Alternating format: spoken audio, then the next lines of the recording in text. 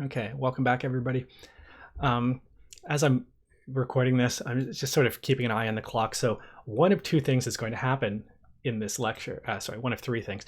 I have an appointment to get my hair cut, which is, of course, a big deal in quarantine times. Either I'm going to finish this lecture before I have to leave, or I'm just going to decide I don't have time and I'm going to re-record this part and you'll never see it. Or partway through this remaining chunk of the lecture, there's going to be a little discontinuity in the video, and all of a sudden I will have gotten a haircut. Let's find out. Okay, so we had object relational mapping, which is, again, like, it's a beautiful idea, right? Like, I get to have all of the goodness of a relational database without actually writing SQL. And I can write SQL, it's just kind of boring. And things like this, like having, like, implicitly here, there must be some kind of foreign key happening, right? Where this person's department is this department object. That probably corresponds to some foreign key in my database table. Let the thing worry about maintaining that foreign key. And if I load this person back in and I say person.department, I want to get that department object back, the corresponding thing from the related table. Again, in the programming language way, I want an instance of that class. And that's where the problem is. And this, I think I've said leaky abstraction today before. Look, if you read anything, Joel's Law of Leaky Abstractions is a worthwhile thing. This, and as developers, we love to add layers of abstraction. It's a good thing, it's important, but all of these layers of abstraction, so goes the article here, leak. And the example in the article is TCP. So I don't know if you know how the internet works or not, but whatever. Packets get sent, some packets get lost. It's just part of the technology. TCP builds a layer of abstraction on top of that is, oh, we'll make it look reliable. So if a packet gets dropped, as a developer, I don't have to worry about it because there's something about TCP that will resend it, and maybe it got delayed a little bit, but I still have some idea that it will get there in order and not corrupted. So that's a really great layer of abstraction. I'm happy to have it, but the problem is it's imperfect. So it's TCP, like having that layer of abstraction that seems like, oh, now all of a sudden I have reliability, is great, except it can't, if somebody just comes in and cuts a network cable, TCP can't deal with that problem. It's still reliable. It can't create reliability out of a broken network cable. And again, I think this is an important idea. All abstractions leak. So it's this, I have this abstraction that makes it look reliable, but the unreliability underlying it sometimes leaks out. And object relational mapping, the reason I'm talking about this right now, is an abstraction on top of a database. So I have this idea of classes and objects, and I have this idea of tables and rows. I want to get them together. So there's this object relational mapping is creating an abstraction layer on top. That's great when it's great. And if I use it wrong, and if I forget that abstraction is there, it's going to hurt. And right, I'm not going to flip through 115 slides here, but this, I think the title alone is worth dwelling on. The object, like, and you will often see blog posts or like Hacker News posts or whatever that is like, oh, the object relational mapper is slow. The object relational mapper is just creating SQL queries on your behalf. As a developer, you need to keep that abstraction in mind. And maybe, again, like, have somewhere in the back of your head, what SQL query is it going to create? I don't have to get in the back of my head, I don't have to get all the punctuation right, and I don't really maybe know what fields are being selected, but I do have to keep in mind, like, what tables are being joined? When is it making a query? Is that query small or big? And it's very, very easy to use these wrong. it's things like this where if I have a table, in fact, back here, let's look at this code. If I need to very, very often look up people by last name, this column, the column that's implied by this line of code, had better be indexed. There's probably a way to do that. There's probably something I can say in this constructor that says, oh, by the way, index this because I'm going to have to look up on it. And I bet if I kind of flip through the documentation here, I would find one.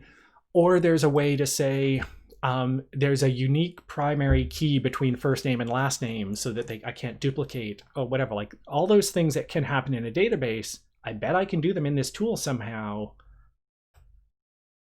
I, as a developer, have to kind of remember that those things are happening behind the scenes and I need to still have control over them.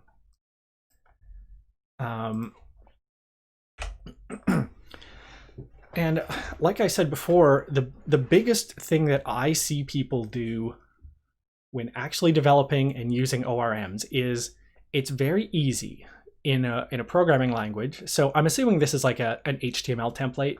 So in some code, I have said, I've done an ORM operation that is like, find all the people with some property that need to be on this page. So I've created a collection of people with the ORM. Each thing in that collection is a person object, kind of corresponding to this kind of situation. And then I go over to my template and I say, for each person, list their last name. No problem. So far, this is a perfectly good thing to do. And then, oh wait, people, you know what else I want in this page is I want to say what department they work for. Person has a department and departments have a name, no problem. Except the problem. And the problem here is this is a foreign key.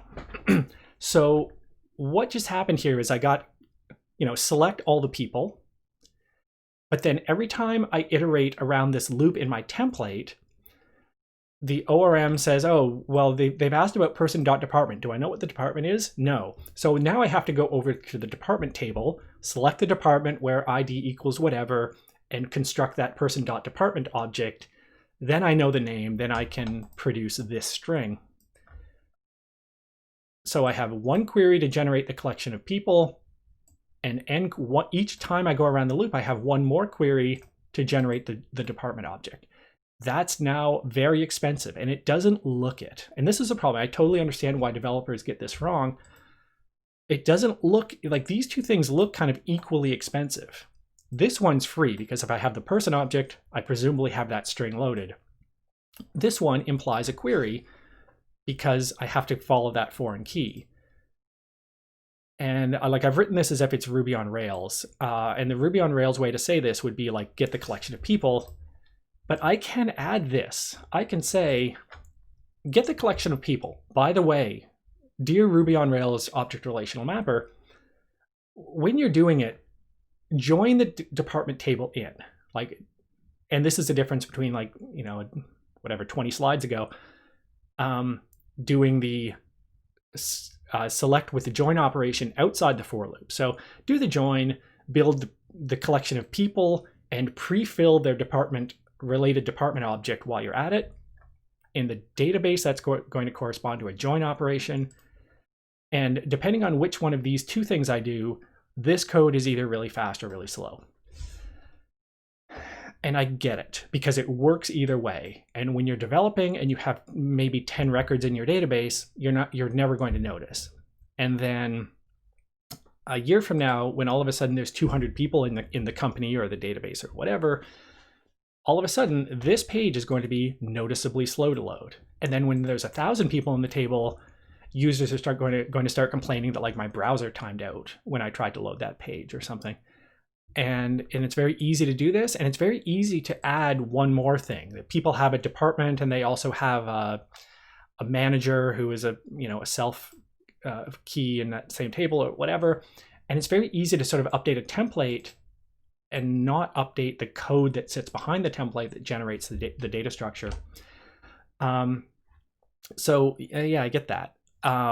Keep an eye on it is my advice. A lot of the ORM tools have some concept of monitoring of you know, when there's a page built, how many queries went into that, and you should keep an eye on that number. So this, I kind of want to say this, not, I mean, it does fit here, but this is also kind of a like preface to the technology evaluation presentations. As you're talking about things in the technology evaluation, a bunch of those tools are going to have object relational mappers, and they're going to be MVC tools. So I thought I'd talk about that now, get it out of the way so you don't all have to try to explain it in your already very short time to present. So it turns out this is a nice way to organize code, and in pretty common situations. I'm not necessarily just on the web, but definitely when creating web things. So we've got three sort of components here, three layers or whatever they are. The model is the one that deals with the data. So again, imagine I'm creating some web thing here, and I've got, again, I think probably people in a company is as good as anything. So I have the data is like person and department and, you know, whatever else I'm keeping track of in this company. And, you know, the logic is, this is just good like Compute 225 kind of object-oriented design. If I have a person, what are the operations that need to be done on the person? They need to be created. Maybe they need to have a salary adjustment. Maybe they need to move from one department to the other. Like, these kinds of things are just straight up data and the logic that goes with it. This is classes, right? This is exactly how you would have designed classes in any programming course that is object-oriented-ish. And it leads pretty naturally to having an object relational mapper because, well, the programmer in me has classes and objects, but I need to save them somehow, and the database is the obvious fast place to save things, and an object relational mapper will take care of that link for me. So probably my model classes are going to be paired with an ORM so I can save them. I feel like, again, it depends on kind of the courses you took and maybe even who was teaching them, but I kind of suspect that at least some of you heard about data normalization when you were talking about objects, and probably again when you were talking about databases, because it turns out it's really the same idea and for the same reason. Because probably the way you design a class hierarchy and the way you design a relational database are going to be pretty similar. And I mean, there's reasons to have them be different, but pretty good first approximation is fields in the data, columns in the database and attributes of my classes or properties of my classes probably go together. So on this slide, as I've been talking about the model, I haven't said anything about the web, basically. The view layer is about presenting stuff to the user. So again, in general, this might be something like, you know, I don't know, draw a window on the screen and put some stuff in it. In our world, it's probably going to be, here's some HTML, or here's some data that can be converted to HTML on the client side or something. But it's going to be probably take some model objects out of the database, get them somehow. The view is draw the HTML, draw the response that gets sent to the user one way or another, and send it off. For the moment, I'm going to assume it is, we're going to send HTML to the user. Well, the user is going to see HTML one way or another because that's what's in the web browser. So the usual way to do this is to have some kind of template. And I guess I had an ERB template a few slides ago that when I said, oh, like if you're Ruby on Rails, it will look like this. That was fundamentally an HTML template. This is a handlebars template, which is a slightly language independent template system, I think. But I think it's pretty clear what's happening here, right? That somehow I have taken this template, like this is probably a file on the disk that is like .handlebars or something.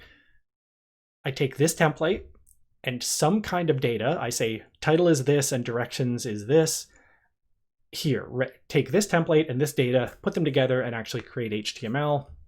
So I fill in a string and then presumably this thing that again came in as an argument or is passed into this template is a collection of something, whatever they are, have a dot label property. So go through that collection each time, sort of run this little template and create a fragment of HTML. Probably that data is coming from my object relational mapper. So I probably had some table in my database that's like direction, and there's a column called label, and I iterate through those objects and build this HTML. Then I have something I can send to the user. Again, like there's 100 different ways to spell this with different templating languages, but the idea is pretty similar. What I shouldn't have here is any like significant logic. So depending on the templating tool, you might have sort of more or less restrictions. There are templating languages that are very like dogmatic about what's going on, and it's like, well, you can like refer to a value but not change a value here. In fact, most templating languages, I guess, are like that. You shouldn't be kind of doing anything hard here. You're not programming here. You're just taking existing data that the programmer has generated, or you as the programmer have generated. This is really just how do I display data? There shouldn't be any like hard logic stuff to worry about in here. That's a different layer. And I guess we only have one left, and it's the controller. So the controller is about dealing with, well, responding to user actions is what the book will say. In this course, user action means a request got made. So the user, makes a request by literally making an HTTP request. So a request comes in and the user tries to get some URL. All of a sudden we have some decisions to make, which is, okay, if the user said get, my server /schools/ whatever, well, I need somehow to map that string to a particular bit of logic somewhere in my code. And that's routing or dispatching, depending on the tool. You'll see various terms for it. But it's basically, I have a string. Like my most basic piece of input from the user is a string, and it's the path part of the URL. So on this page, this part of the URL is fundamentally the input that gets given to the code. Whatever code generates this page, it gets this string, and it has to generate this HTML as a response. So somewhere there's some code that says, okay, well, when URLs come in and they're in this shape, and I guess in my example here, it's this is always schools. This indicates a specific school, like somewhere there's a record in the database that is SFU as opposed to UBC or whatever. And then there's a couple of things I can ask about that record. I can ask what the majors are, or what the minors are, or what the address is, or something. So somehow I need to map this string onto, let's say, this function call. So I have a function that I wrote as a programmer that lists all the majors at a particular school. So find the record of this school, find all the majors, find the appropriate HTML template, build some HTML, send that to the user. So again, depending on the tool, controller, people use the word controller to mean more or less of this process. But certainly this part, certainly the URL to which logic does it correspond to, usually this, whatever this function is, also is included in the controller category. And then again, whoever writes that function, probably you, the developer, what has to happen there is, like I said, we have to look up stuff in the database. So probably that's going to be use the model, like use the ORM and the model classes to find, I guess in my example here, probably a school, probably a collection of all of the program objects that are in the major category or whatever. So all majors that are at SFU or all programs that are at SFU and have category major or something like that. So use my ORM to build those data sets or those objects. Have a template. So the template that is, here's the HTML that I want to send as a list of all the majors at this school. take the data, give it to the template. That's my response. So the controller is basically in the middle of this picture, putting everything together.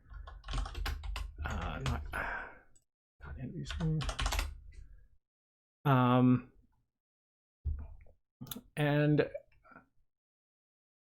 yeah, I don't know if that's the best picture here. I tend to like a picture that puts the controller in the middle. I think that usually matches my understanding a little bit more, but I'll go with Wikipedia, I guess. The user makes a request to the controller. It goes to the model. I usually think of the model sending data back to the controller, and then the view, the HTML template or something, does its job, and the controller sends that back to the user. Like in my mind, the controller's in the middle of this picture. I will accept that, you know, this picture seems also reasonable, depending how you want to sort of visualize that. As we head towards the technology evaluation, I think it's maybe important to point out, like, there are these different terms that mean kind of the same thing. Like Ruby on Rails thinks it is an MVC framework. It has very clear model, view, and controller, and they do all of that stuff I just said. Like, it's fairly classic use of the terms.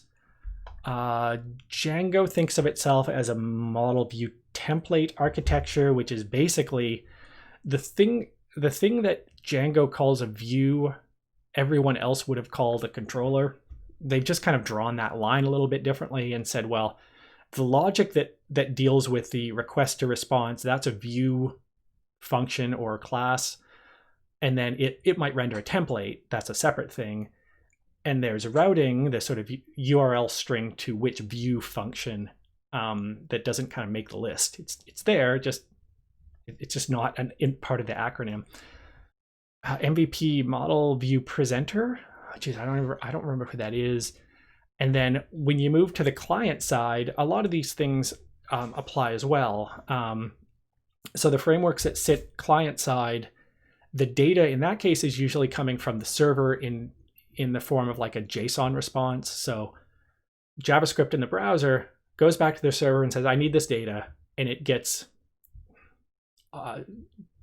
JSON data or JavaScript objects or dictionaries, like however you want to think of that. It gets the data somehow. That's probably the model. So this is model view model. I know that sounded repetitive, but view model is one word, and this is what Angular calls itself. But it's, I get the data, I know how to present it. And again, the logic of it all doesn't quite make the acronym, but there is some logic there of, well, how do I present it? How do I want to manipulate the data on the way?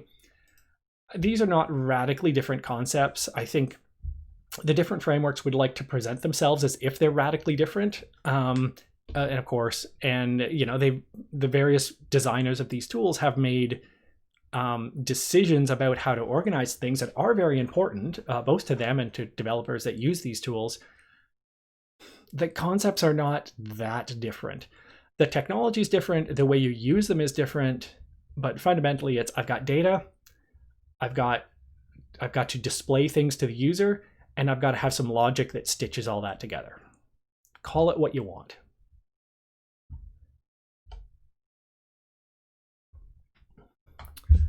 You know, maybe this is a good time, actually. I'm going to pause here and well, point out that, again, this day is coming soon, assuming you're watching this live-ish. So again, a little bit more context for these, the sort of possible not possible, the sample topics I have. There are other perfectly good topics that aren't on my list, either because I didn't know about them, because there's a lot of these and I can't, you know, I don't even necessarily even know them all that they exist, or because they're new and I just haven't yet thought of, oh geez, that should go on the list, it's becoming popular. And some of these shouldn't be on the list, probably because they're a little bit, I don't want to say archaic, but so some of these are well out of fashion for various reasons. So in the server side, this is really what I've been talking about. The things that live on the web server, talk to databases, receive HTTP requests, talk to databases, generate responses. Probably with templates or some other view layer tool. That could be receive a response, go to the database, get the data, and instead of generating HTML, generate that JSON response that gets sent to the client and is processed not as a web page, but by some JavaScript code that does more logic stuff on the client side. Either way, that's really a difference in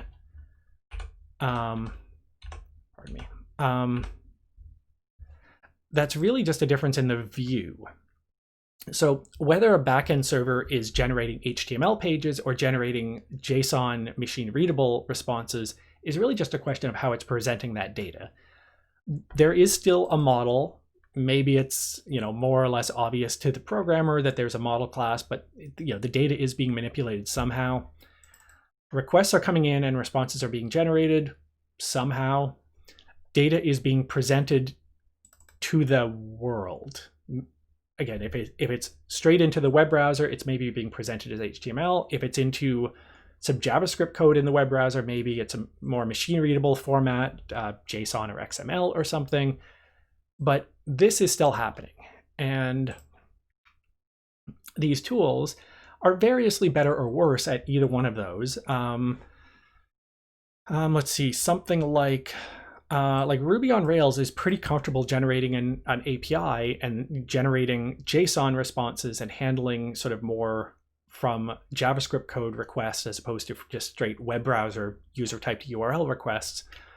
Django really is imagining it's going to send HTML unless you use the Django REST framework, which then is really assuming it's talking to JavaScript code and not directly to the web, not directly rendering web pages.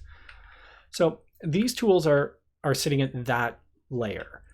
On the server, talking to databases, presenting data to the response, user or whatever.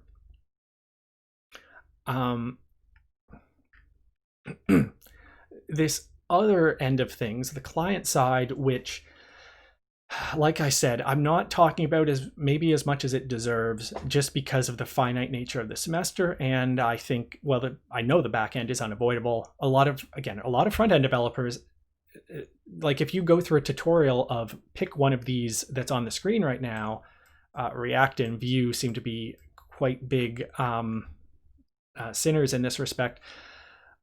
You go through the tutorial and they say, oh, look, it's so easy.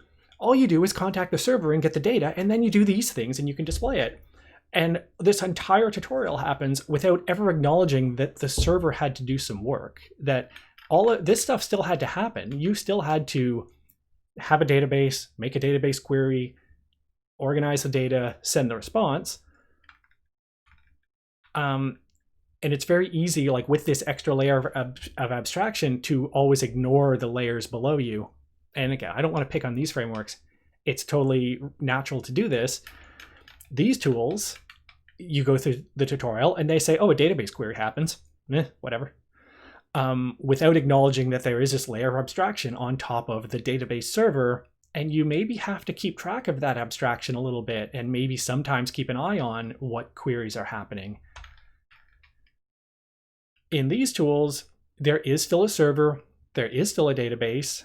That is inevitable. What you get to do is add another layer of abstraction on top of that, and then do some more advanced work on the client side. So like I said, these things are often a little bit in the MVC category broadly.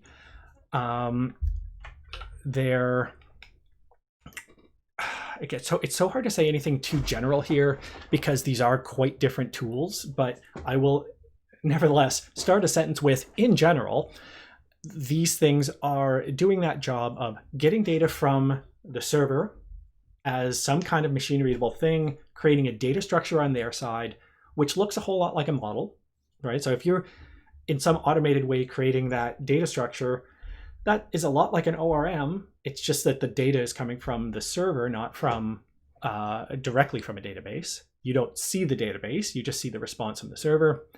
And then you take that data and you somehow present it to the user. You say, for each person object or for each order that person has made or whatever it is, you somehow draw that on the page so the user can actually read it. So if that's not a model view controller, I don't know what is. It's just that it lives in a different spot. It has a different context. So you can call it not MVC. You can say it's a model view model, or in some cases here, like React doesn't deal with all of those layers. React is really a controller and view. It doesn't really concern itself with data. Data comes from somewhere. React makes sure it gets drawn for the user. Redux helps there, and there's some other React plugins. I think Vue tends to sit in that same category. But anyway, we'll let some groups who are going to talk about these things talk more about them. Call it what you want. Sorry for the glitchy recording there. It seems if I do too many things on the screen, my screen recorder glitches. Anyway, so again, that context for the technology evaluation. We have these concepts one way or another, and we'll use them and call them what we want. Okay, hopefully it'll stop being glitchy there. Okay, so I did kind of I equivocated a little bit there when I was talking about relational databases. And again, this is a bit of a style that web development has taken on. I don't even want to say recently, over the last 10 years or so, maybe more. And the problem here is one of scale.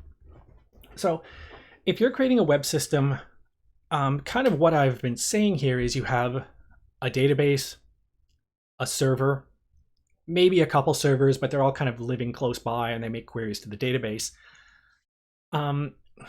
That's fine, except the world is big and maybe you have a lot of users. So maybe at some scale that starts to break down. And the scale, I guess, can depend. Maybe it's a lot of transactions. Like maybe I need to make thousands of requests per second, millions of requests per second because I have millions of users doing stuff. Maybe I just have a lot of data, and maybe those two are related, but it could be different. So maybe I just have gigabytes, terabytes of data that I have to manage. So this story that I've been telling where I have a database server maybe isn't realistic. Like there's some limit to how much data I can realistically manage from a single database server, like no matter how many processor cores and how much RAM I have. And there's certainly some limit of how many queries I can make per second. Again, just computers have a finite size. One database server is maybe going to start to sound like a limitation at some scale, right? Like if I have 1,000 users, no, that is not the problem. But, well, if I have 1 million users and I'm not a totally incompetent developer, like if I have 1 million users and I'm kind of not too stupid about how I use my database, probably we're still fine. But at some scale, again, one database server is going to not do the job. The other reason that one database server might not do the job is, like I said earlier, planet too big, speed of light too slow. So if I am a user, so I guess I've drawn this like the server is in Vancouver or so. So the user is on the complete other side of the world. What is that? Sri Lanka, Madagascar, something like that. The user is in Sri Lanka. So if they make a request, it has to come to the server does what it does, and it sends it back. I'm out 134 milliseconds on that. And that is just like the straight speed of light to get there and back again. That's a full circumference of the Earth by the time you go halfway around twice. Then, of course, the user gets the response, and the response is HTML, and their browser says, oh, I need these CSS and these JavaScript and these images. Please give me the style sheet, give me the JavaScript, give me. All of a sudden, that time really starts to add up. And if I only have one database server, it doesn't matter where I put it, I'm going to draw this picture. Somebody is going to be on the other side of the world trying to access the thing, and the latency starts to add up and be a killer. So if I want everything in this story, if I want a nice traditional relational database with all the ACID guarantees, so I can have atomic transactions, they're isolated from each other, that everybody who reads the data gets a consistent view, and that when I do something, I insert or update, that it actually survives and it's durable, that's a lot to ask.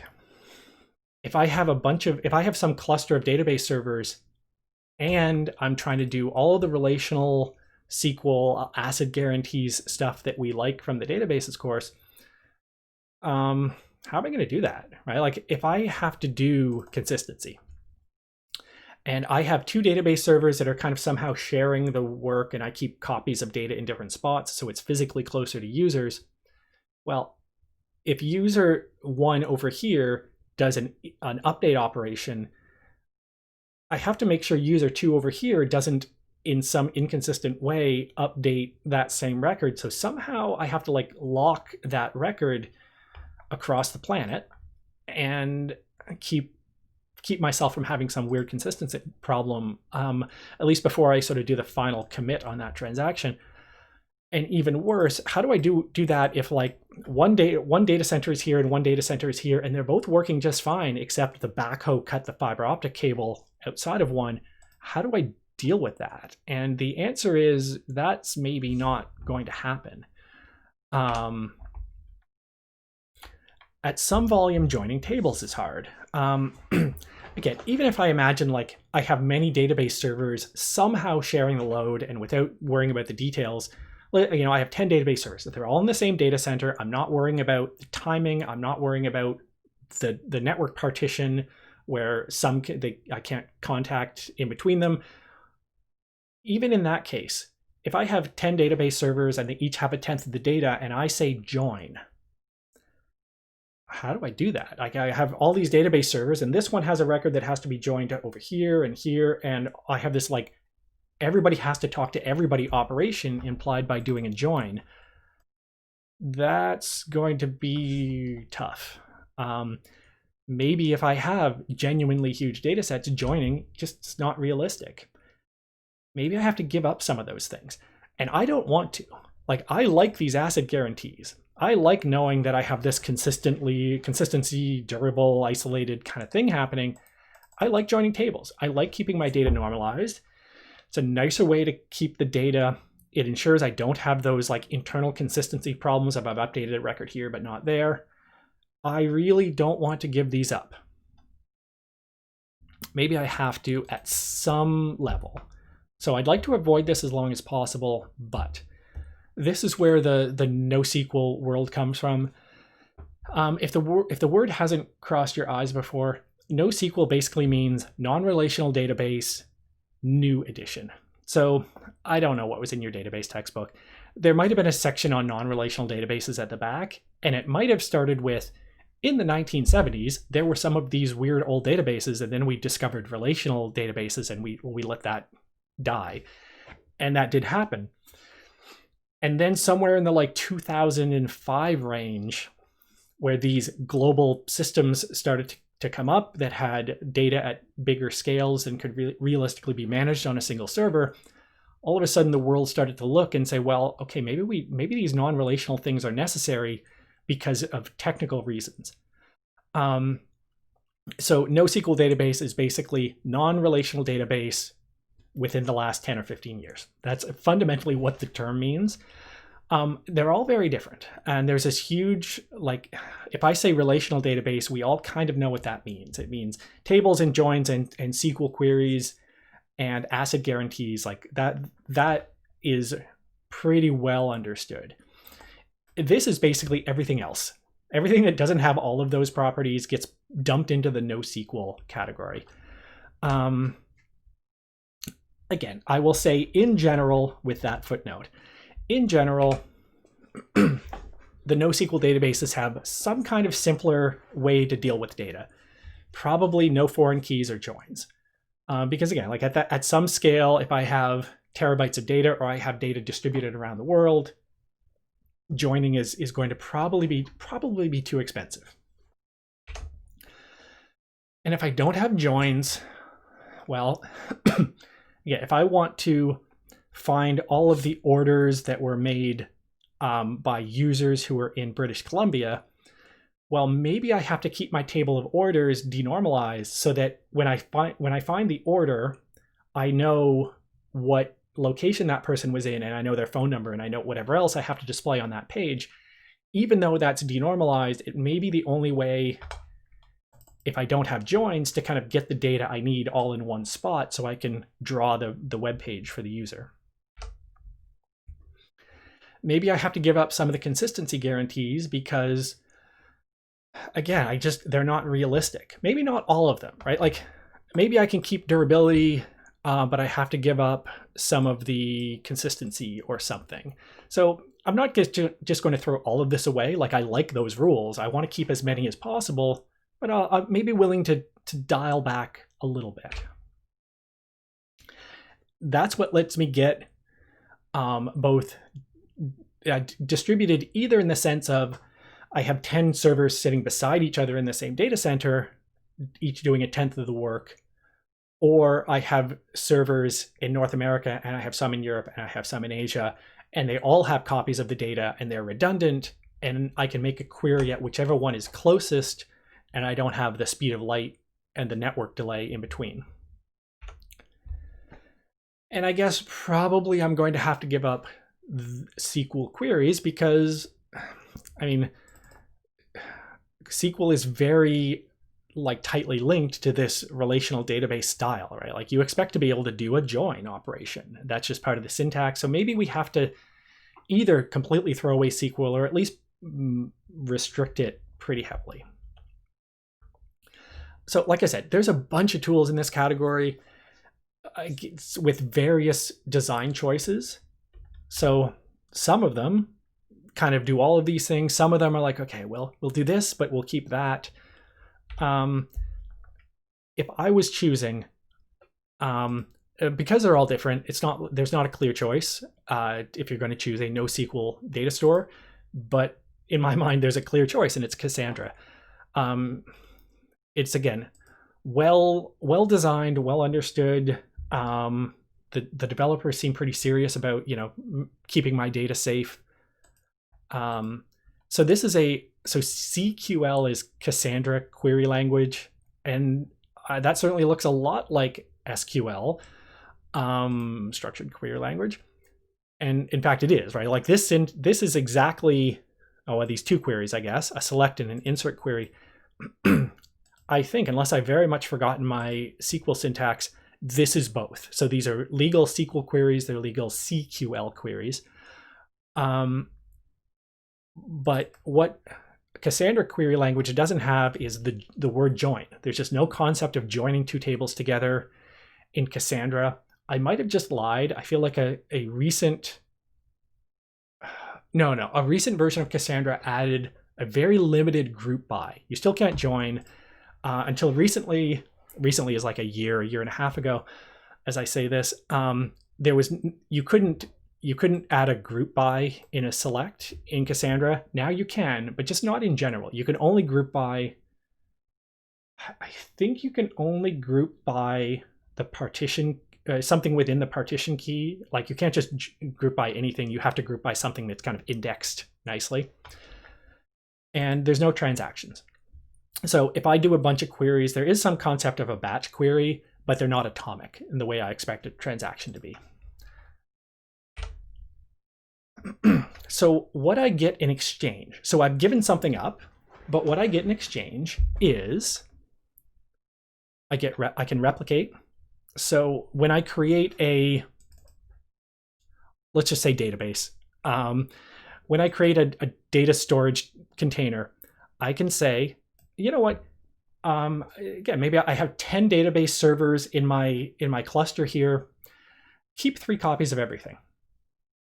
That way, if any two servers disappear because they reboot or their power supply fails or whatever, I'm not going to lose data. Or it turns out you can say, in the network topology strategy, you can say, okay, I've got servers in, again, like in North America, I've got 10 servers in North America and 10 in Europe and 15 in Asia.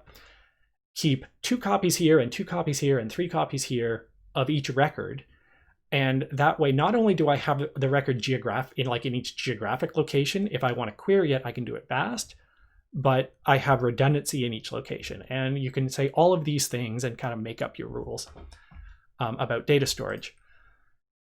And so consistency is something we're going to be maybe allowed to give up. And in fact, we get to choose. So this is, I can say, I can select a consistency level, and then I can do operations.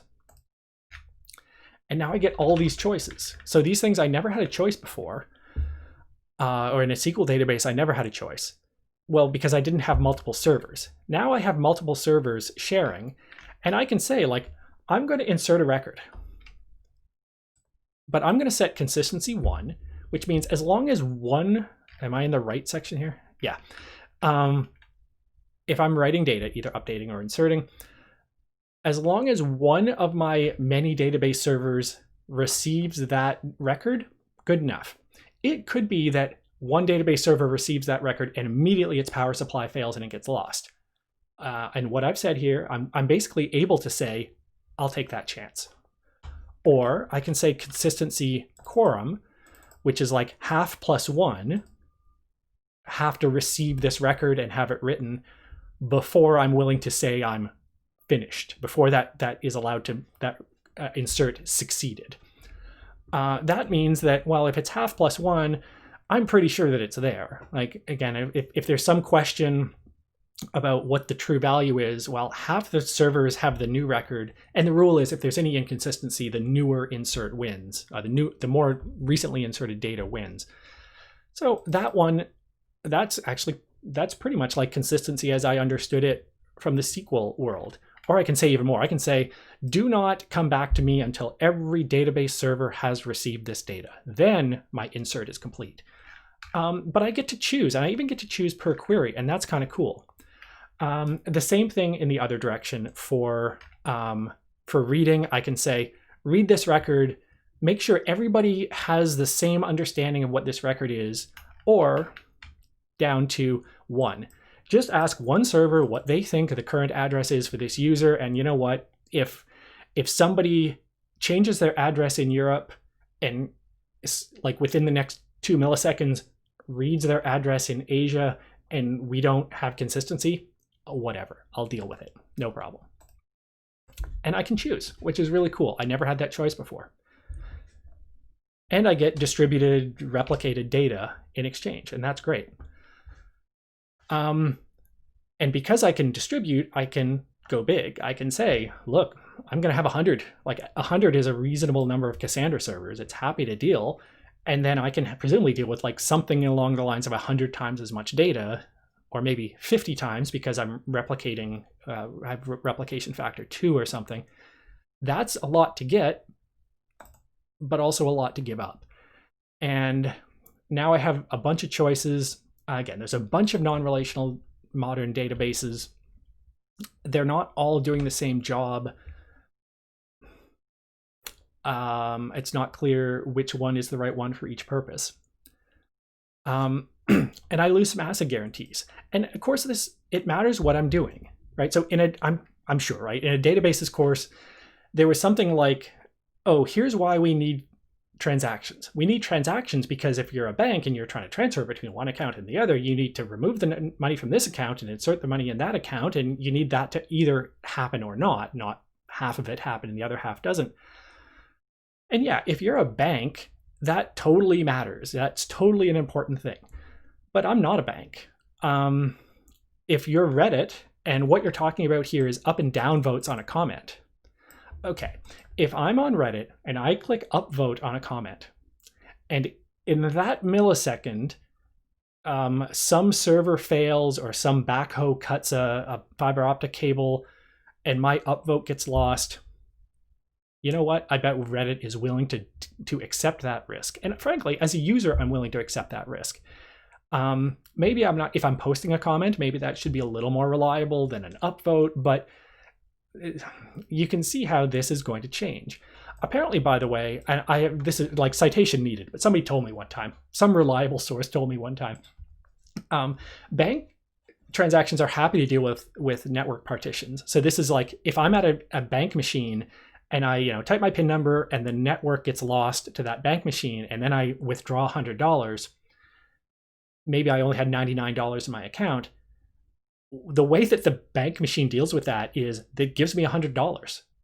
And then when the network is restored and that message gets through that this account debit $100, they just charge me an overdraft fee. Like, they're happy actually to deal with that consistency problem, and they just deal with it by charging me money. Anyway, and at some scale, you have no choice, right? Like, if you're going to be creating Facebook Messenger, and by the way, you're not, but if you're Facebook dealing with Facebook Messenger, it doesn't make, like, SQL is not a sensible, like MySQL is not a tool that you can choose. Like, just the sheer volume of messages that have to be inserted and maintained and looked up and flagged about whether they've been read or not by whatever couple of billion users is completely unrealistic for a traditional SQL database as we understand it. Again, Reddit, again, at some scale, that traditional option seems to break down. HBase is also a very interesting choice by the way of non-relational database. It does seem to be the hardest core of the big data NoSQL tools. It also means that you don't maybe get to choose one. Maybe some of your data goes in Postgres and some of your data goes in HBase. I've just set a huge increase in complexity.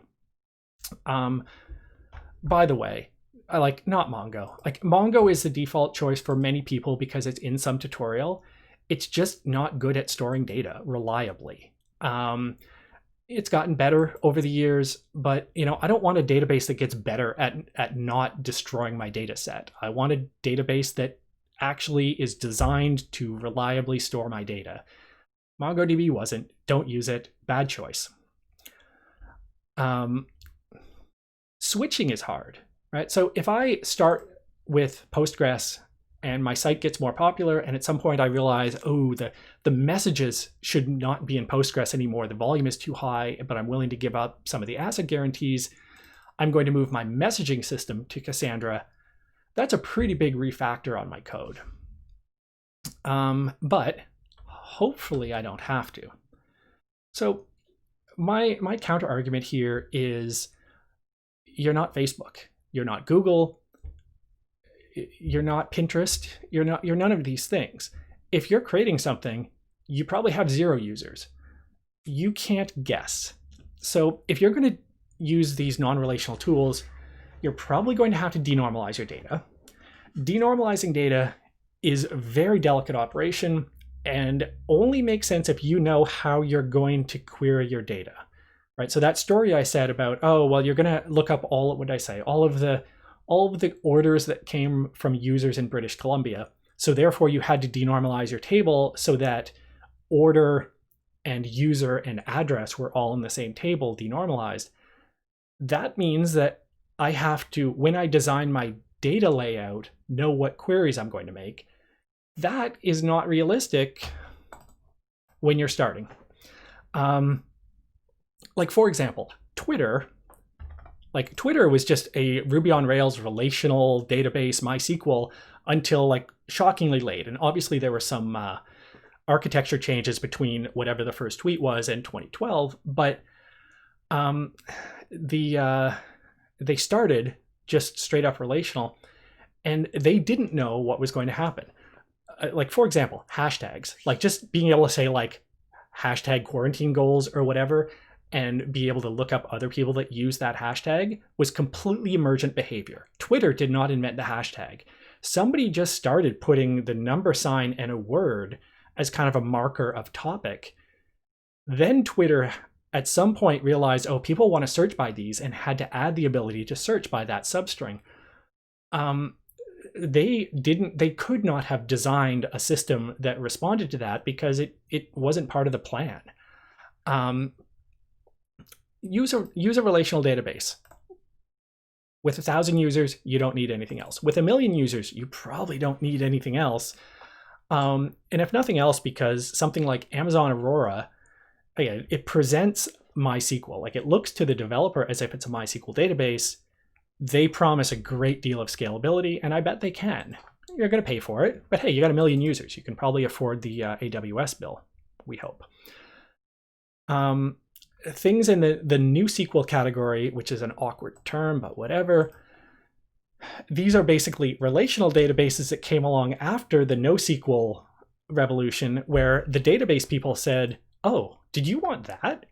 We can do that. We can keep transactions and that at the same time. It's not easy, but we're smart.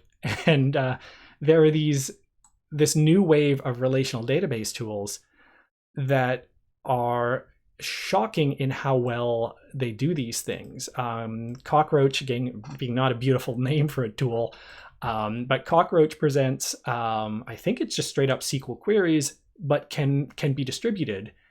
And again, there's probably some performance footnotes on that, but is very, very good at what it does and can scale. Again, you probably just can't make arbitrary SQL queries like you do when you're starting out with MySQL.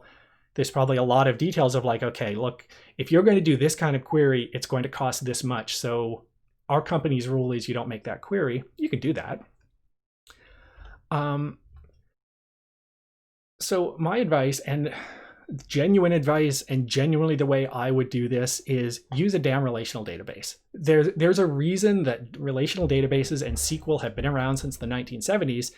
They're a good way to store data. They're a good way to manipulate data.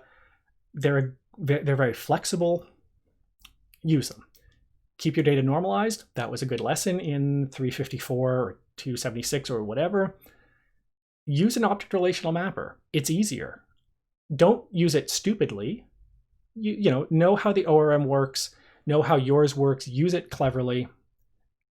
Get something working. The hope is that when you have 1 million users and you're starting to have to pay a lot to keep your relational database working, hopefully by then you're rich and you have other developers and you can just pay the other developers to do that refactoring. Now that you actually know how your data is structured and what kind of queries you're making, then you can worry about how to scale that specific workload up. And again, hopefully you have a development team that can actually do it.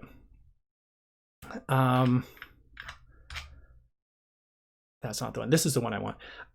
It's like, you're not Google. And you see this a lot. People who are starting up a company, of course they want to be a company that has 1 billion users and they're very rich and they get to hang out with Zuckerberg or whatever. But like, this is a Google data center. This is the scale of Google. That is a building as full, as densely as possible with computers in order to make Google run. You're not doing this. This is not a scale that hey, I have this idea and I'm going to start coding startup company is going to have anytime soon. You don't want to be stupid with your architecture. You don't want to be badly inefficient, but just write good code, store your data well, good enough. You might have to refactor later, but yeah, unavoidable. And I think this Don Knuth quote, which may be Don Knuth, maybe somebody else, they basically like, don't optimize prematurely. And fundamentally, this is where I've landed on this after kind of watching the NoSQL world come and be very popular for a while. The NoSQL databases, as a startup, as a new web product, I think are premature optimization. Maybe it's an optimization you're going to need, but you don't know what you have to optimize yet. The only reason that might not be the case is if you're starting, so like I teach a course in our master's in big data. There I talk about non-relational databases up front, because these are people who are going to start working with many gigabytes of data. If you're starting with a huge data set, okay, maybe the relational database isn't appropriate. So that's 0 users, but a lot of data, maybe. But otherwise, having to start denormalizing your data right away is just so painful. I don't think that's the way to go. I think premature optimization, write good code, get it working. If you later on figure out the database is taking too much time and being too expensive, then you can optimize that away. Okay, I think that's a good spot to stop. Nope, I have not yet got a haircut. I should leave pretty quickly though. What luck, that was about where I wanted to stop tonight anyway. So next week, security is a kind of nicely contained 1 week topic. So I will do that next week. And then we come into the presentations. So yeah, get your technology evaluation topics in. I will get the sort of list of topics filled in as soon as possible so you can start working on it. Otherwise, I will see you next week. Have a good week, good weekend, whatever's happening between now and then.